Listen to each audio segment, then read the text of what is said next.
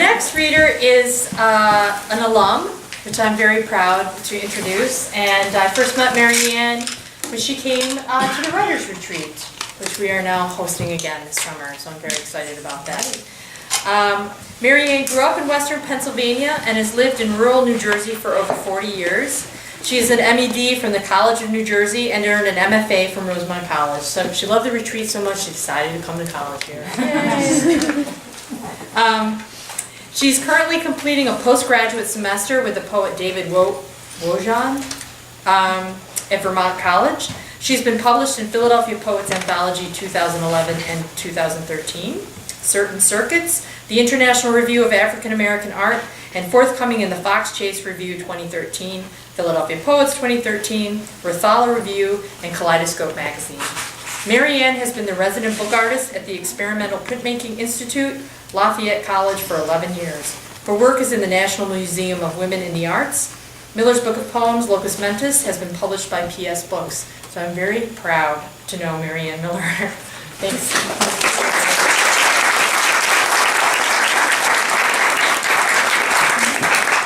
Oh, it is so nice to be back here at Rosemont and in this beautiful building reading. And thank you, Carla, for inviting me to read. It's really wonderful.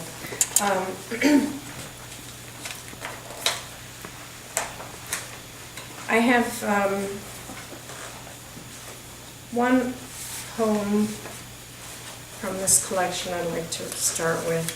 And it actually comes from my experience working in the print studio at Lafayette College. A lot of artists came in there. And this poem is a tribute to a New Jersey artist named Willie Cole. Willie the Scorch. Heat that iron red, branded onto stacked paper like burning through mist of memory. Hot black shaman, flow cloaked in smoke. Flames rumba off his wide palms, leaving tracks, holding notes from the long ago passage seared into brain. Stacked spoonwise, breathing against each other's napes. All color and design, ship shape, the searing smells.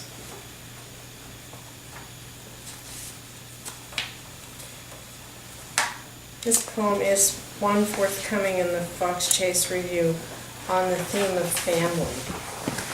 And you know what that can be like. Duty. Last weekend when I cared for him in our childhood home after surgery, my brother said the cold of his pistol made his incision feel better. In the kitchen, a mousetrap snapped in my hand like a shot in the sunlight. I ladled hot chicken broth into his washed cup. I slept in Mother's dusty bed, surrounded by statues of saints and plastic roses. And I worried about reanimated rodents gnawing on my elbows. Brother had planted grass in the shape of a cross on Mother's grave to keep away George Romero's zombies. Should I set traps around me or count on the crucifix above my head for protection? I was an unburied box of frightened bones. As the days ended, he let me organize his papers. I left for New Jersey. In the rearview mirror, he got into his pickup truck before I turned the corner.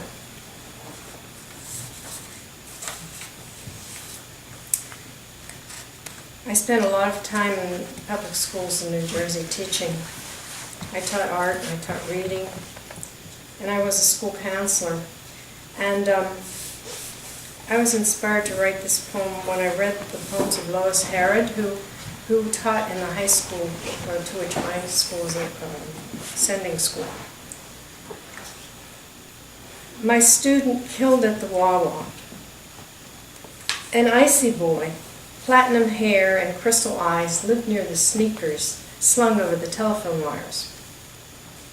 Came to us in 7th grade, barely made it out of 8th to serve time in high school. I want to join the Marines, he said. Even then, I knew he hoped to kill. My parents want me to be a lawyer. "You're smart enough," I said, his reading teacher. Brilliant under that slick exterior, he glittered and gleamed from the front page of the local newspaper, not 10 years later, shot trying to rob the Wawa. I thought he had traded killing for being killed, a twisted dream, swinging back at him like a wrecking ball. No mention of him as a military man, no mention of his quick wit and quagmire wish.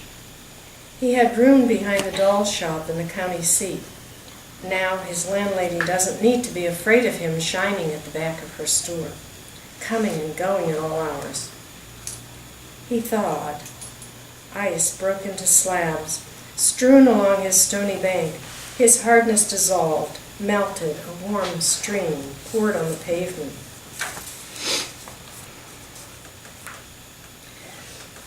The keystone poem in this collection is called Locus Mentis, which means located in the mind. And that has to do with a medical misdiagnosis, which is like a defining experience in my life. I was misdiagnosed as having a hysterical guilt conversion when I was 14, when actually I had a neuromuscular disease. So I think that might be why I write all these nasty poems.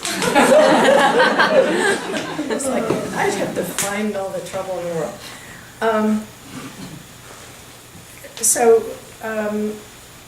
This poem it's a long sequence poem, but I'm only going to read the first two parts. But it sort of sets up my new poetry, which is a collection that is really about misdiagnosis and myself and in general. But this is Locus Mentis. Ages 3 to 30. The crazy relative lives in the attic. She visits me once a day. Someone named her Hysteria, but her real name is hyperkalemia. She's much heavier than I can't move when she sits on me. Her floppy flesh sweats me to the chair, or worse, the bed. If I'm lying down, I can't get out from under her unwashed odor. Her bizarre stench pinning me for hours. I don't tell anyone she's mine. I make up excuses, like I hurt my back, or I mowed the lawn yesterday, or I cut my foot. I keep looking for someone else who's related, who smells like ammonia. Age 14, misdiagnosed. The mind is located inside the body. Mind is a function of the body, probably the brain, but also every other system. If someone says it's all in your mind, he is really saying it's in your body, because where else is it? It's not floating around outside your head somewhere. It really is all in your head. But what he means is, it's not real. So I grew up looking for other people like me, not knowing what I was looking for. And all those other people out there who had the same neuromuscular condition, which is called hyperkalemia periodic paralysis, they are the symptom pool. And you know about these medical terms. So this is a sonnet from the symptom pool. When I have done with swimming these shambolic waters, and darkness has its way to close my head, I at least have known some other daughters, who to the same aberrant chromosomes were wed. Scattered and dispersed, we sought each other, craned and stared for beacons in the flood. I looked at every limping gate as brother, and scanned the salt diaspora for blood. When truth came shambling on in drips and pieces, I lit each one and burned it to the ground. We gathered up the ash as exegesis. Our mistold stories, tumbling, came unbound. The soggy book is published and released, hope no longer seeking to reach peace. This is kind of a Philadelphia story. There is some glossary to it. Dr. Slaby is a crisis intervention expert, and when I was a school counselor, I used to go to his workshops. Lucia Perillo is a poet who has multiple sclerosis. And There are hyperkalemic horses in this poem and myotonic goats. It's called Involuntary Recumbency. Boom. When horses seize, their muscles flutter, then shut down to inertia. If they are standing, they may fall. If lying, won't rise in the stall. The genetic test for a thoroughbred is $50, hundreds for a human.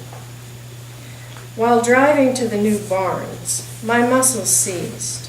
Like the traffic around me on I-95, I was stuck. Foot spared in motion from gas to brake. The ghost in the machine, the silent center quietly cursing. Myotonic goats make good pets because their fences need only 6 inches. Clap your hands to surprise them. They will seize and slam the ground in a spontaneous episode. Tennessee has exported them, lean and muscular. Dan Rather thought they were entertaining. On I-78, returning from a conference on crisis intervention with Dr. Slavey, my foot froze to the pedal. My torso slumped. 18-wheeler behind me.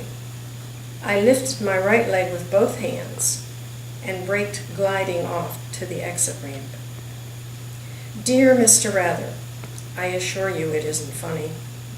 Rufus the fainting goat's struggle for dignity struck me like an abrasion. These goats have names. Lucia Perillo says they teach us to rise.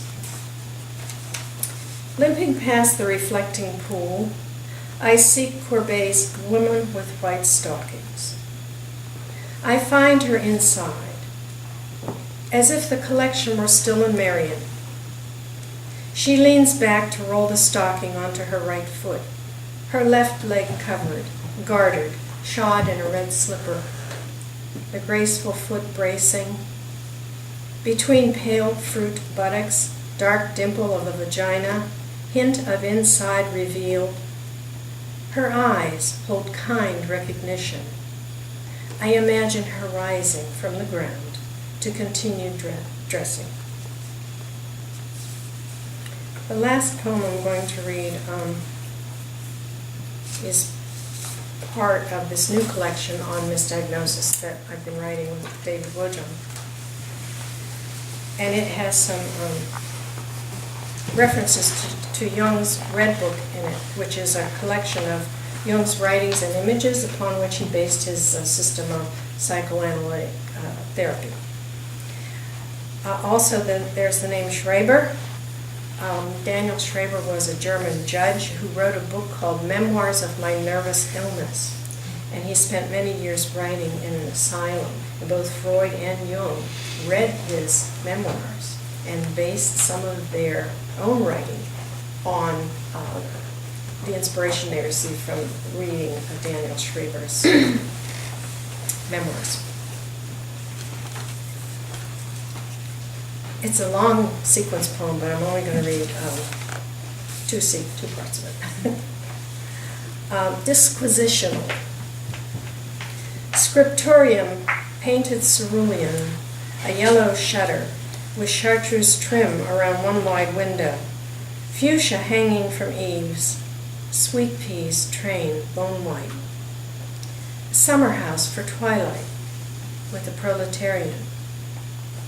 The writer leaves her chaos behind, clearing clutter, sitting in warm shadows, plants growing in silent sound, on a plot of earth found in a foreign place, free of spite and callow rumor, stillness, full and fecund, pico tea with bread and butters, staring long into the leaves, a prophecy for belief in a jeweled cloud, hoaxed from what priests drank from wine, cut from cloth stories, ruled with commanded sin. Though how could they know what she writes or needs to stay even? Their history kept them out of these small homes like havens closed against muttering. At dusk, the woman wrings out a gray rag. Words pour into her bucket, pinging like crystal, Books in her hut listen for echoes of themselves, intimate as strangers who have been in her bed. No eye for a woman in the Red Book, unless she counts Jung's anima, telling him it's art. Only a woman's voice could express such a milky categorizing of his heroic trips into a Schreber-like world, the envy of the unimaginative. Close enough to generate visions, Jung rides a seaside train to his mother's birthday party, harried by flood dreams of yellow water, soaked in mescaline, and dinging like heavy metal mercury in Keats' veins. Thank you so much.